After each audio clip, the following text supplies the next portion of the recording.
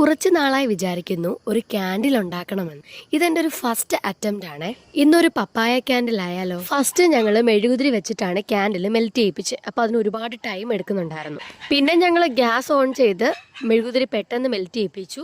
പിന്നെ കളറിന് വേണ്ടിയിട്ട് ക്രയോൺ ആണ് ആഡ് ചെയ്തത്. നമ്മുടെ കയ്യിൽ ഈ ഉരുട്ടാൻ തക്കവണ്ണം ഈ വാക്സ് റെഡി ആവണം. അതുവരെ നമ്മൾ നന്നായി ഇളക്കി കട്ട പിടിക്കാതെ നോക്കണം. ദയവ് ചെയ്ത് കുഞ്ഞുമക്കൾ ഇത് അനുകരിക്കുകയേ ചെയ്യരുത്, കാരണം നല്ല ചൂടാണ്. ആദ്യമൊക്കെ ഷേപ്പ് ഉണ്ടാക്കിയപ്പോൾ അതിനകത്ത് ക്രാക്ക് വീഴുകയായിരുന്നു.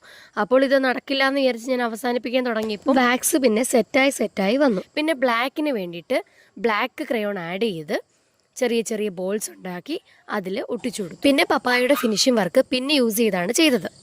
പിന്നെ യൂസ് ചെയ്ത് ഒരു ഹോൾ ഉണ്ടാക്കി അതിലേക്ക് തിരി വെച്ച് കത്തിച്ചു. അപ്പോൾ ഫൈനൽ ലുക്ക് നിങ്ങൾക്ക് ഇഷ്ടമായോ? പപ്പായയുടെ ഷേപ്പാണോ വന്നതെന്നൊന്ന് കമൻറ്റ് ചെയ്യണേ. ഇനി ഏതെങ്കിലും ഷേപ്പ് ഉണ്ടാക്കണമെങ്കിലും നിങ്ങൾക്ക് കമൻറ്റ് ചെയ്യാം കേട്ടോ.